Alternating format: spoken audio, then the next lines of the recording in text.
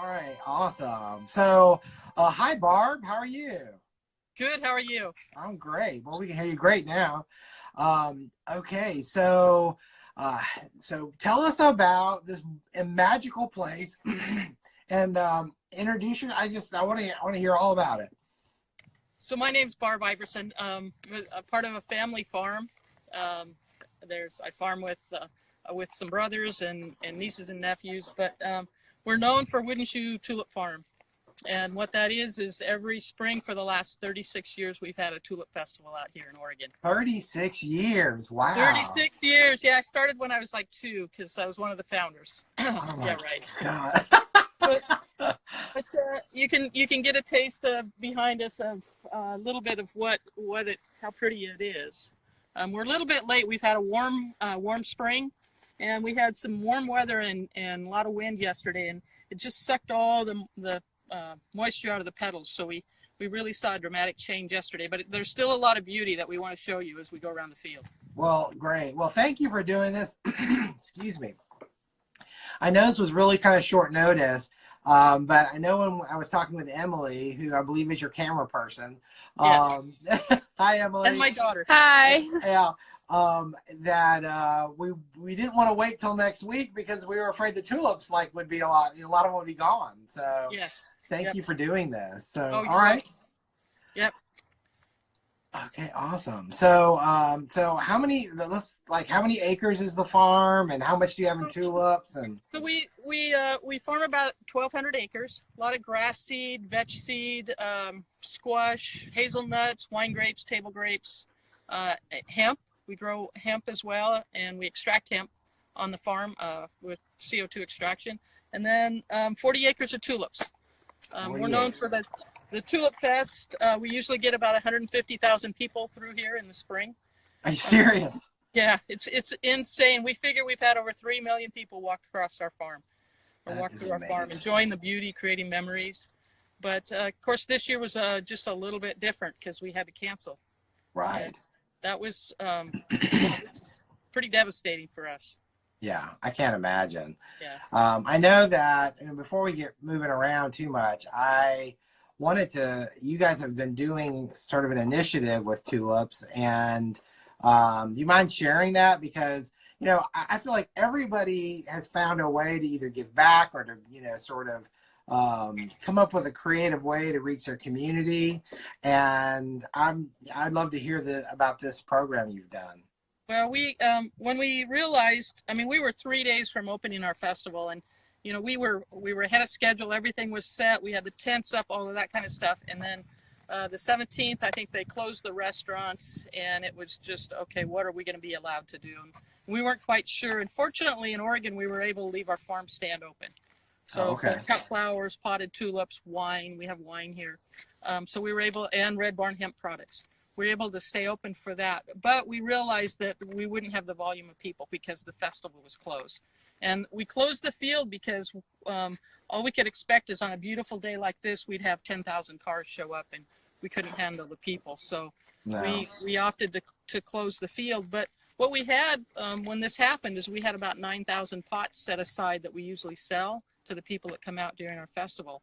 And one of the first realizations we had is, oh no, what are we going to do with those? And my daughter and our marketing director, Alexi Criscola, came up with this great idea to send them to senior homes.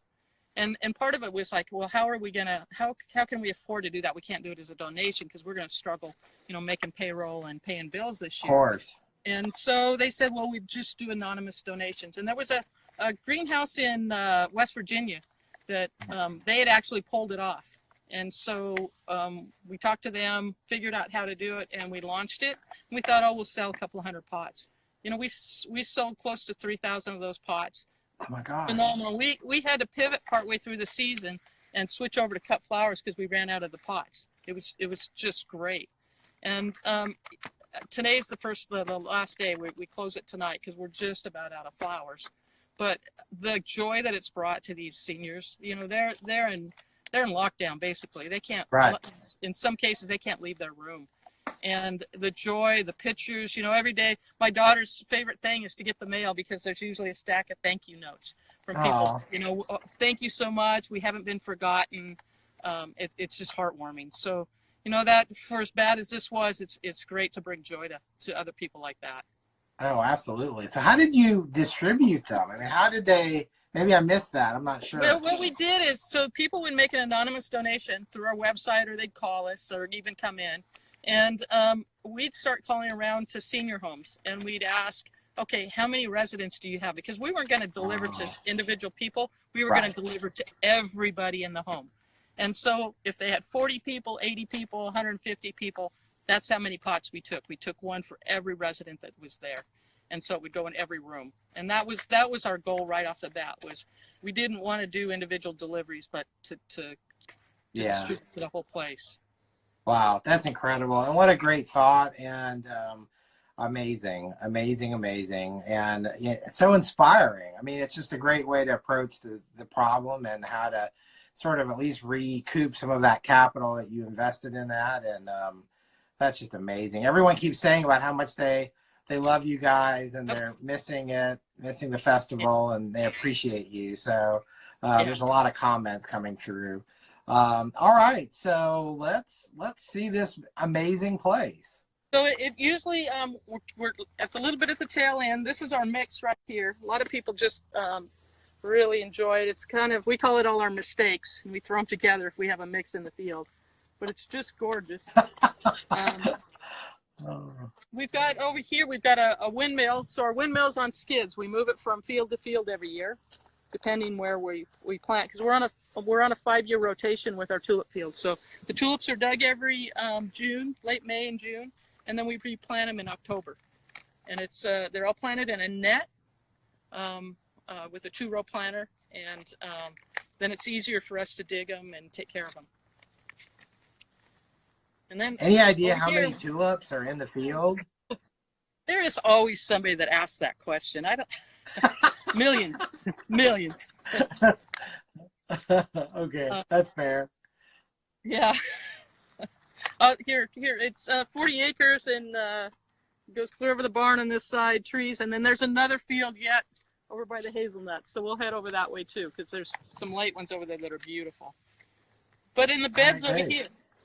So what we have a catalog where you can purchase our bulbs, and you can see it online as well. It's woodenshoe.com. Just go there, and then we have a print catalog. But we plant all the varieties that we have in our catalog here in these, what we call our display beds. So these are the parrots. They're usually a little bit later bloom. This is a black parrot here, flaming parrot. This is Greenland, or one of those, spring gleam. They're really late. Apricot parrot. They're just absolutely gorgeous. And there's 13 categories of tulips, so we have some of each. You know, we've got the doubles, we've got the fringe. This one's actually Fabio. Oh wow, that's amazing. Yeah. Mahjong. This one's blue heron here. You see again that fringe. Curly Sue. They almost look like poppies at this stage. They do. And then we've got the doubles. The doubles are actually incredible. Let me find. Well, here's some of the doubles. They're starting to fade a little bit, but double Negrita. This is Foxtrot. Beautiful pink Miranda. Foxtrot. Yeah. The Mirandas are red. Then we get into the lilies, which are the pointed petals. So this one's Maryland. You can just see there's all sorts of different ones. And then these are the Darwins. So the Darwins are usually a big flower. They're the traditional, when you go to Holland, you'd think of the big, big cup tulips. They're usually a Darwin tulip. But one of the things, when you look at the field, you see there's a lot of green out there. And when the petals start to fall like this, we take these seed pods off. So we go through by hand, and we actually do it before the flower comes down. And we take all these off because we want all the energy to go back down into the bulb, because these little seed pods are full of hundreds of seeds. You can see. And it takes about 7 years from seed to a final flower to get a flower on these. So we don't want them. We want the bulb to get bigger. So we go through, and by hand, we'll take all these off in the field. It's actually kind of therapeutic if you want to get out of the office. It's brainless work. It's wonderful, except your back gets sore. Yeah. But these are the Darwins. Again, the lilies. You see the dramatic differences in them. The single lurleys are usually a little bit shorter. These are just finishing up. They're good for pots. Well, somebody's asking a question. Okay. Sorry. Yeah, They asked why somebody's not wondering cut the why. stem. Yeah. So we want all the as much energy. So if we cut it here, there's all of this here, all these nutrients that can go down into the bulb. So we just take the tops off. We do pick some of the flowers in the field to sell here at our farm stand, but most of them we leave in the field because that's actually what our festival is all about. When people come in, they pay an admission. By paying that admission, they're paying us to leave our crop in the field. And so we can leave more color in the field because they're paying at the gate. Right. Yeah, so that's kind of how we do that. Right. Well, I mean, it's a great opportunity for people who may not ever go to Holland or Amsterdam to see just, fields of this color and this amazing flower. And then again, you're trying to put that energy back into the plant for next year. So I mean, It makes perfect sense. Right. So it's really kind of almost yes, you're like it's like a tourist attraction, really. It is destination, and we get, we it's an experience economy is what we found. When we first started the Tulip Festival, we catered to the gardeners, and for years we'd do that and display beds and get their order, and then we realized that in early 2000s that people were coming, they were taking pictures, enjoying the beauty, and then leaving and not placing orders. And then we started charging, and our attendance jumped. We had more people show up. We started serving food. We started having kids activities, doing more, making it more of a festival atmosphere. We have steam tractors out here. We have senior tour trains that go out through the field for those that can't walk, because people can just walk out through the fields. We let them. We've got these wide paths, and we just let them go because we want them to experience like what it's like to be out in the country in the open like this, because it's absolutely gorgeous. You only see a couple of houses. When you turn around, it's just awesome. And the people just don't have that connection anymore to agriculture and farming and to get out on a farm. And really, we cater to that. And it has, and there's something about tulips that has such a diverse appeal. We put a map up by the office and we ask people to pin where they're from. And it usually takes us about 4 or 5 days to get all 50 states pinned. But what's surprising is we get about 140 countries pinned on our map, on our world map. Oh my goodness. And you go and talk to people, or you go walk through the field, and sometimes you wonder what country you're in because of all the different languages you hear. It's just amazing. Wow. I love it because it's such a diversity of people. Universal appeal. It's great. It's amazing. Well, I think you guys have a four-wheeler there or something? We do. We'll go over and do a spin around the field. Okay. Everybody fasten your seat belts and make sure your tray's in the upright position. And don't fall off, okay? Who's driving? Is Emily driving?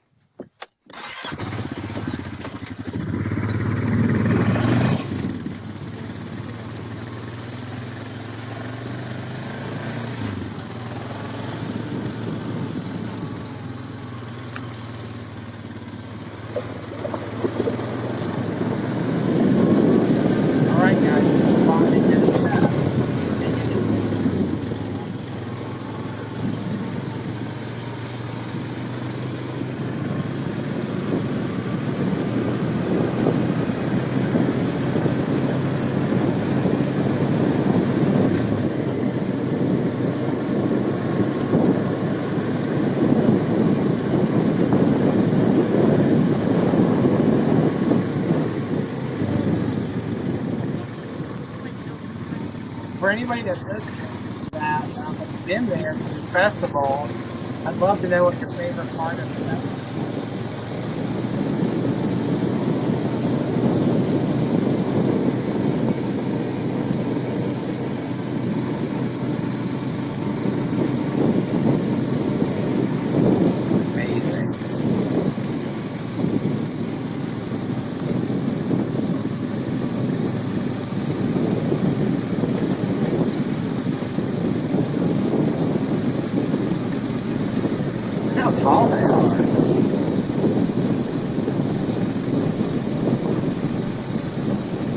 favorite food, Angela?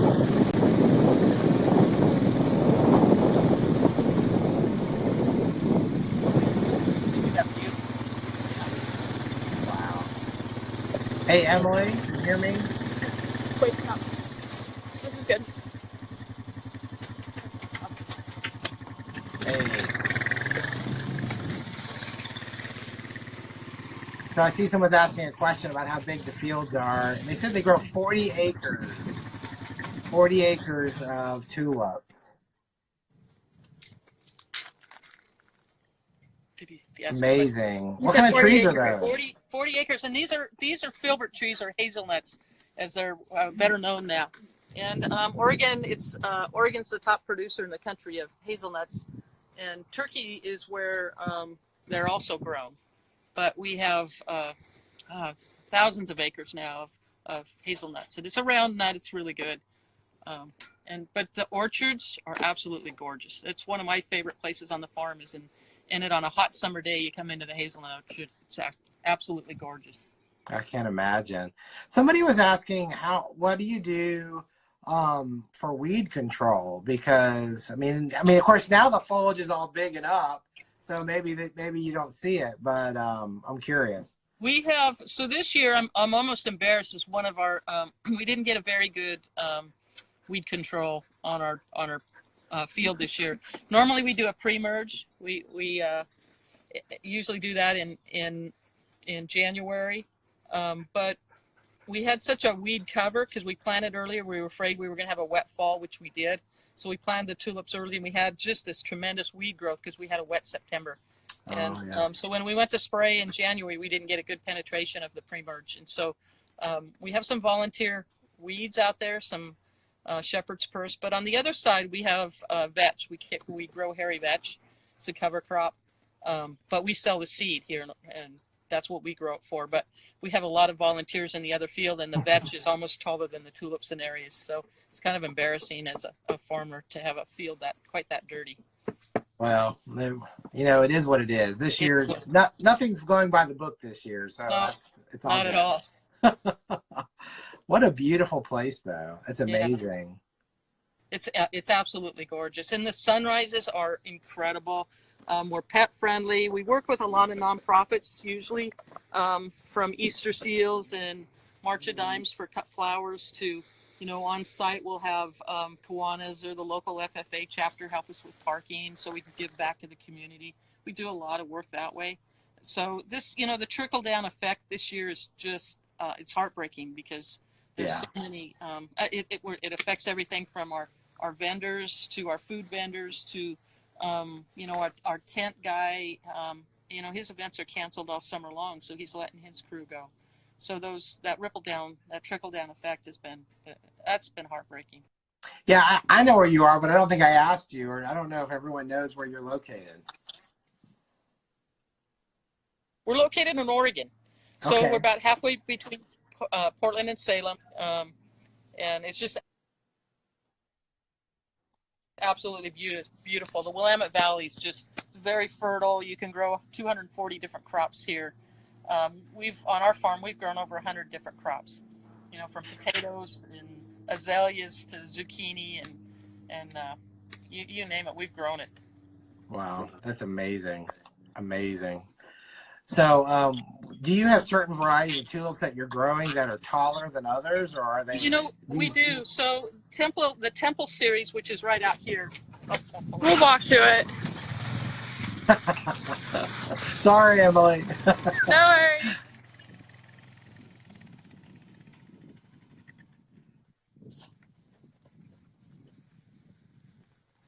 So these are Temple of Beauty, and the thing about tulips is they continue to grow. That stem continues to lengthen. These will probably get up to here before they're finished. They've got another 6-8 inches to grow. And sometimes you'll see tulips bloom and they're almost on the ground, but as they'll lengthen when they're open, the stem continues to grow. And actually, if you pick them and put them in a vase of water, the stem continues to grow. It's the only flower that happens. So your bouquet, you'll take it home, it'll be a short little bouquet, and a couple of days later it looks a little different. It's because that stem lengthens. Well, I know that in wholesale we would get the tulips in, and a lot of times people would get nervous because they'd come in so green. I mean, they wouldn't Yeah, be completely green, but you'd wonder, are they going to ever color up? And of course they do. they do. But people get nervous if they're not used to that experience. So And they last longer. And when we shipped for the wholesale market, that was how we always picked them, was really tight green. You almost couldn't see what color it was, but they traveled so much better that way. And what we do is we pick them, we take them in, and we put them in water, and we hydrocool them. So we get them down to 32, as close as we can to 32. So it slows down the respirations, and they kind of just go dormant a little bit, and they hold a lot longer. And then you pack them cold, and they'll last better. amazing.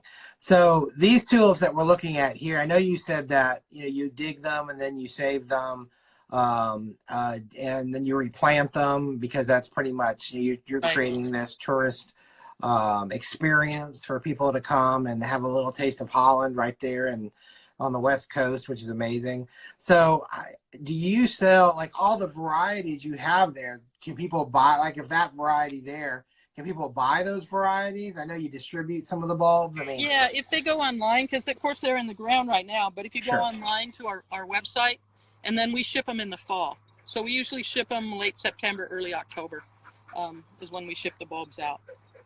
Okay. So And then, everybody can mark their calendars.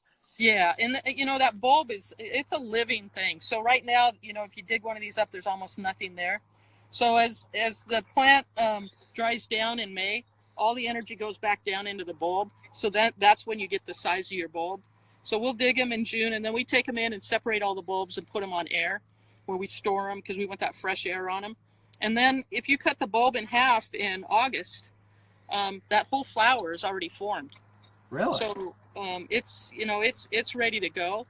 At that point, it needs just some cooling and then heat. So actually, the bulbs that are in Oregon here, we can force them for Christmas. And that's how we originally started growing. We started growing tulips in 1974 for a guy in Terre Haute, Indiana. He was one of the first ones to figure out how to force a bulb early. And since our season's about 2 weeks ahead of Holland, he could grow them out here, take them back to Terre Haute, force them for Christmas. And so that's how, when he retired, we bought his bulbs, and that's how we got into the business. Oh my gosh, that's crazy. I know we're getting a couple questions, but I also see, a lot of people who are really, talking about, how much they admire what you do and that the farm does and all the hard work you put into it. Words of encouragement telling you all to stay strong. They're going to be back next year. They can't wait. There's a lot of people that are really being encouraging.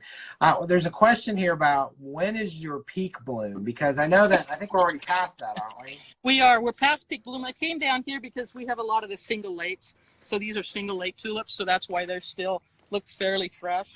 But we've had a warm spring. So it's just lasted longer than, the flowers have gone faster. When you get a warm wind across them, it just desiccates the flowers. But that peak bloom varies. So our festival runs from March 20th to May 3rd. And we've extended the festival to Mother's Day before.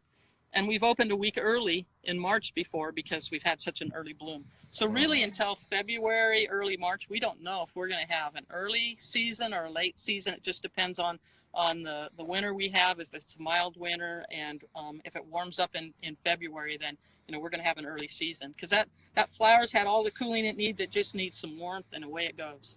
Right. Wow. Now, do you guys have a wet season or a rainy season there? No, not in the summer. So out here, our summers are beautiful.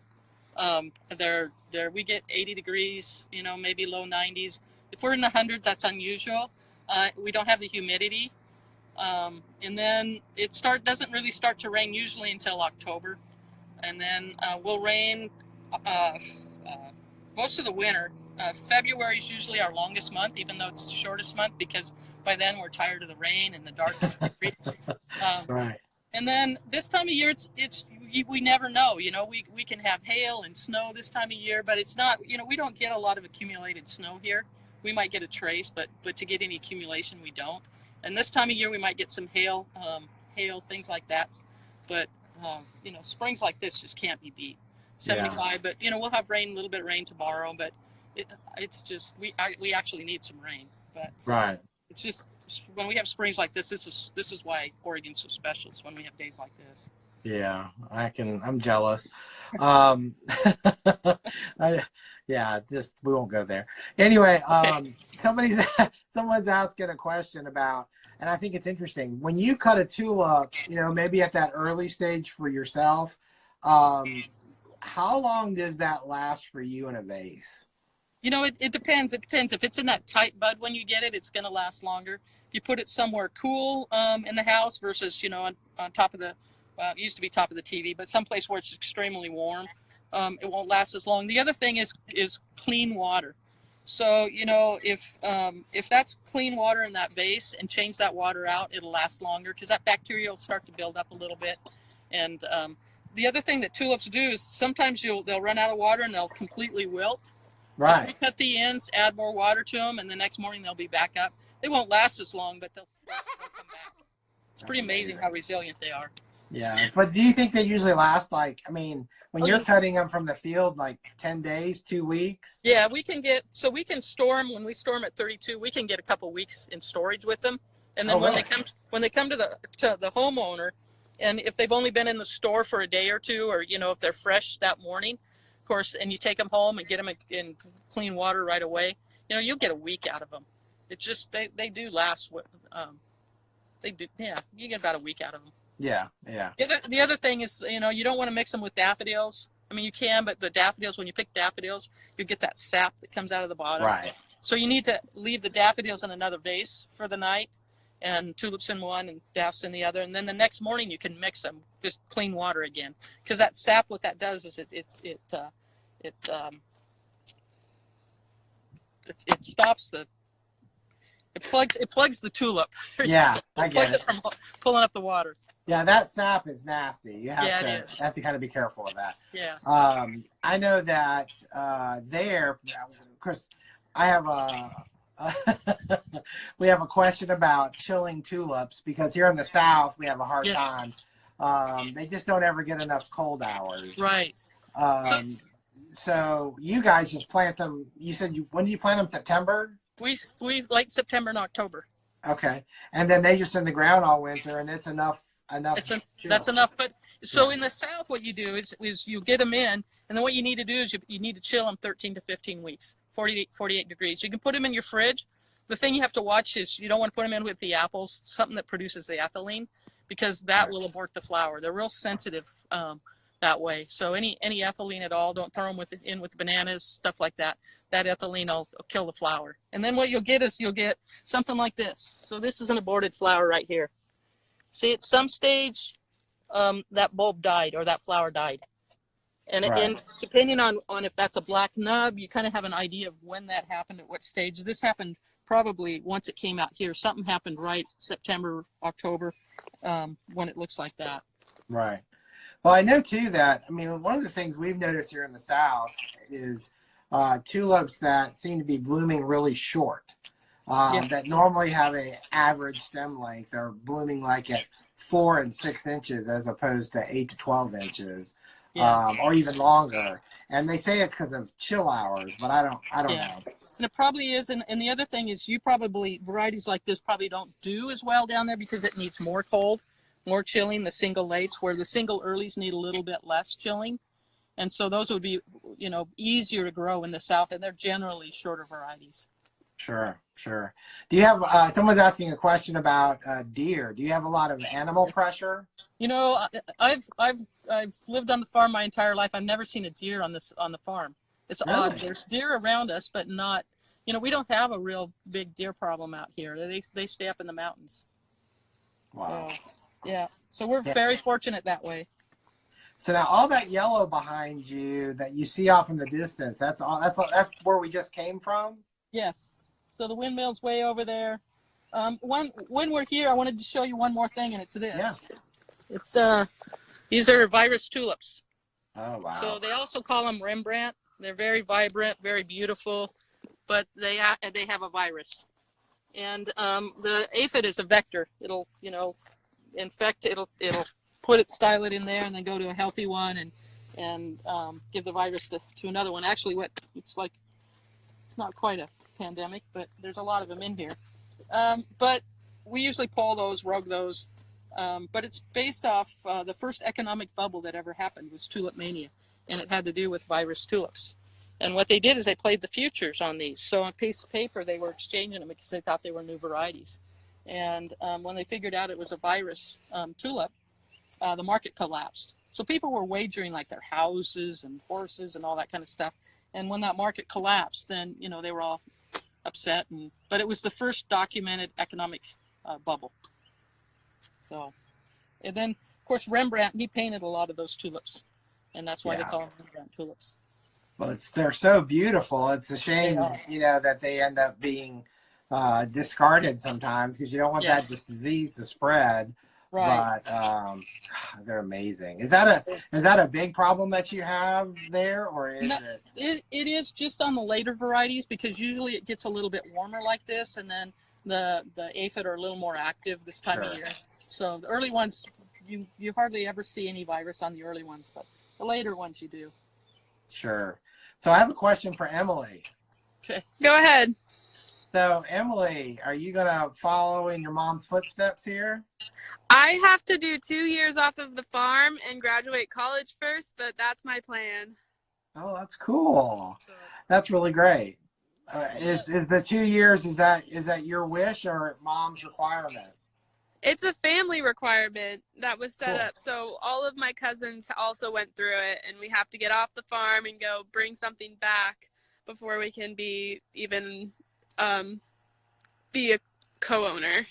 Yeah, I understand. We set it up so that, you know, there's so many nieces and nephews and kids that, you know, we want to make sure they really want to come back because it's, you know, it's not easy work and it's long hours and you're working with family, which sometimes has its challenges, as wonderful as that sounds.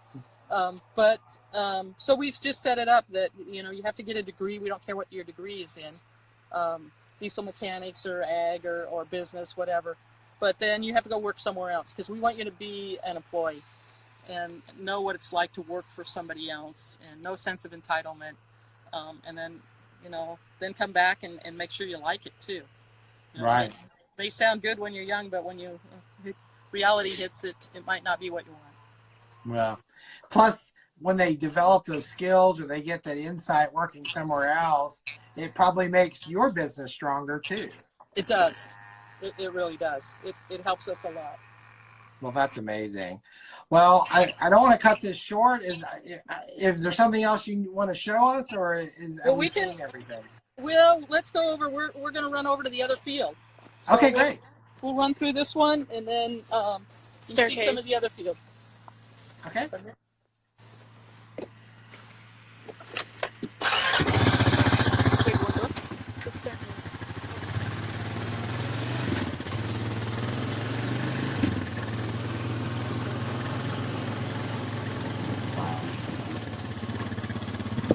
I can't imagine how beautiful this is in person. It's so beautiful here.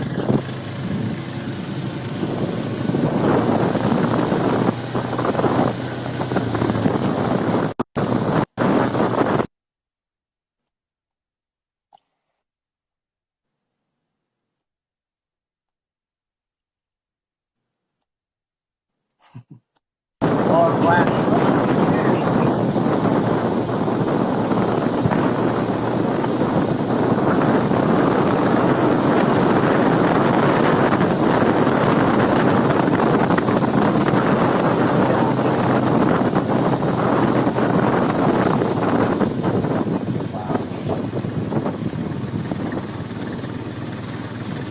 Tiptoeing here. I mean, look at that.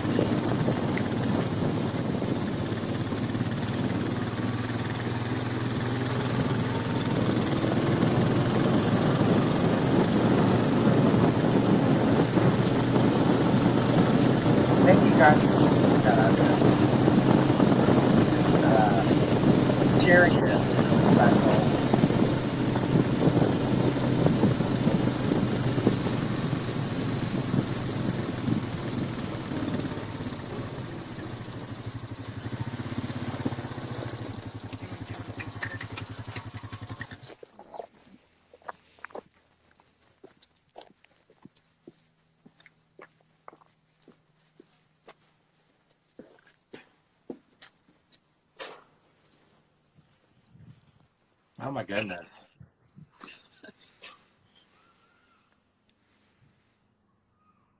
Wow. So you can see the green areas. That's where we've taken the flowers off already. So last week at this time that was all color, and so we're a little bit past peak. Wow. So does everything, is there ever one point when everything's blooming, or with mid, late, and early blooming varieties, it just staggers it out to stretch out your season? It usually staggers, but it depends on the spring we have. You know, if we have Sure. if we have a cool spring and then a little bit of warmth, those later ones will pop and the early ones will still be nice. So, you know, so you get really close, you'll get 90% of the field in bloom, but maybe not 100%, but it's real close. Wow. It's amazing. How hard is it to move that windmill? Oh, it's on skids. So all we have to do is hook the chain up to it and pull it from one place to another.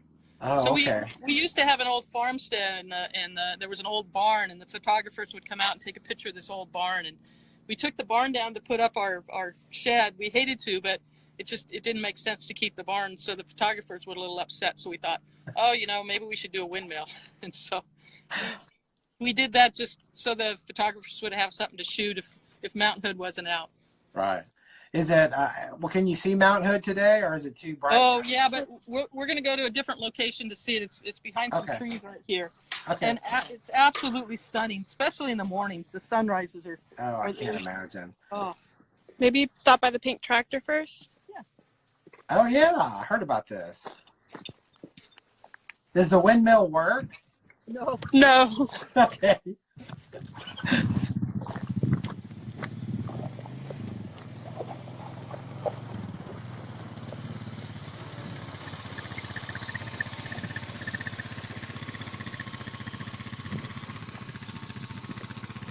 Emily, can people go inside the windmill?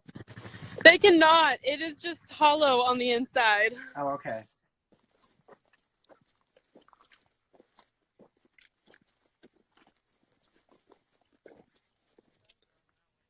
There it is. And it actually does run too. It used to not, but it does now. That's awesome. So do you use that to pull, you know, like drive people around the property? We have not used the pink tractor to drive people around. It's just really a photo op. You know, when we painted it green, my dad thought that was blasphemous because it was a good John Deere tractor. And what the heck were we doing painting that pink? But, you know, we lost my sister-in-law, one of the co-founders. We lost her in 2001 to breast cancer. Oh, sorry. You know, it just fits. It just fits out here and makes me think of Vicki anyway. That's incredible. It's very, very popular photo opportunity. We usually have a John Deere D out here as well. We didn't even bring it out this year because, you know, the field's closed. Right. And things like that. We have a lot of soft touches, the big wooden shoes, the cutouts for the kids, you know, put their heads through, things like that. And we just kind of a discovery out here. We have these little cow wagons, and people can put their kids in them and haul them around. And, you know, we don't charge for them. It's just a free, something unique, something different. And if you have any recommendations, please add them to the comments because we're always looking to add things. New ideas are always welcome. That's awesome. I love that. We're going to go see Mount Hood.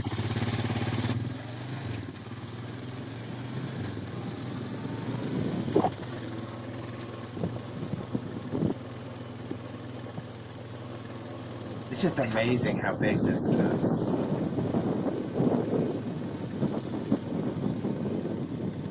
Oh my gosh, look at that purple.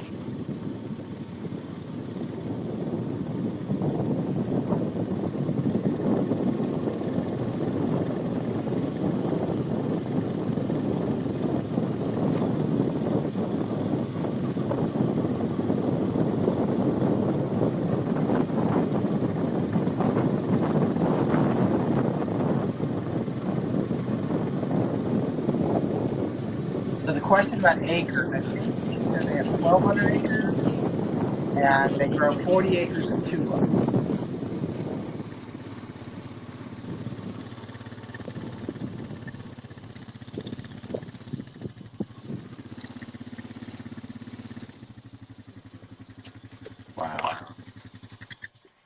In the distance, you can see it.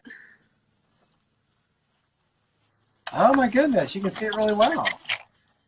And then the end of the month, the sun rises right behind the mountain. It's absolutely gorgeous. We'll get shadows. If we get a few clouds up here, sometimes we'll get the whole shadow of Mount Hood across the sky. And pink, it'll be pink, and then the shadow.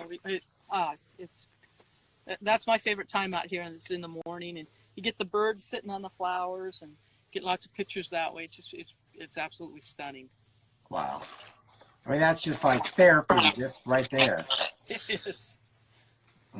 Amazing. Somebody was asking how many people work on the farm. You know, we have different sections of the farm. So our regular farm where we maintain the crops and things like that. There's probably 10 core, and then we'll be up to about 30 during the season when we're either picking flowers or digging the tulips and doing some of the other jobs on the farm, as well as the hemp. So when we get into the hemp, we have quite a few just walk in the field looking for the males, because we just grow the feminized seed and the female plants. But during the festival itself for the tulips, we get about 75 part-time seasonal. We only have a couple full-time year-round. And then we use a lot of volunteers. So like I mentioned earlier, we have like the local FFA chapter, or the Rotary, Kiwanis. Other groups, if they're doing a fundraiser to try and, take a trip somewhere, they come out and help, and then we give them a donation to help. Sure. What variety of tulip is that behind you? This is Blushing Beauty. Wow. So I don't know if this is a crazy question, but how many varieties do you grow in the field? So we have about 80 varieties out here. It varies, because if you look in the mix, we've got varieties that we don't grow anymore. Sure. And the lot will get so small, we just throw it in the mix. But there's about 80 different ones. Wow. But there's thousands and thousands of different varieties of tulips, and some of them are older varieties, and you'll see, we have in our catalog the year that they actually I don't know what you call it, introduced them. And so we'll have heritage ones, or ones that are old that are from the 1930s, and then some from just a few years ago.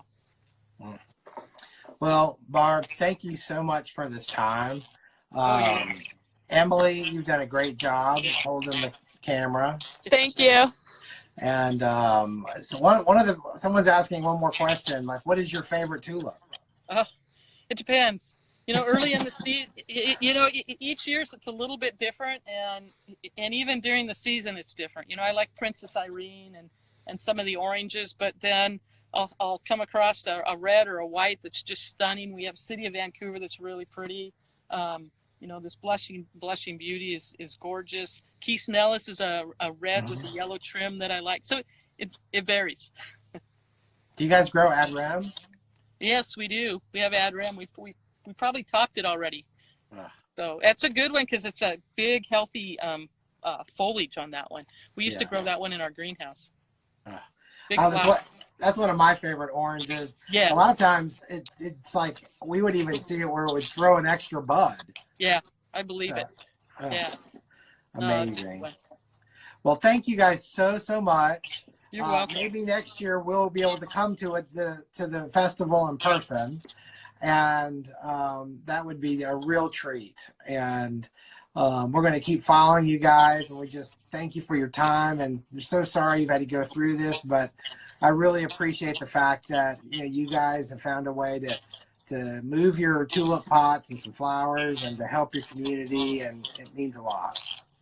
Thank you. Thank you. We appreciate the support. We appreciate the support from the people that bought the pots, things like that. That really helped us out. And we just can't thank people enough for all their support. I mean, we're not the only ones that this whole thing has hurt, or Sure.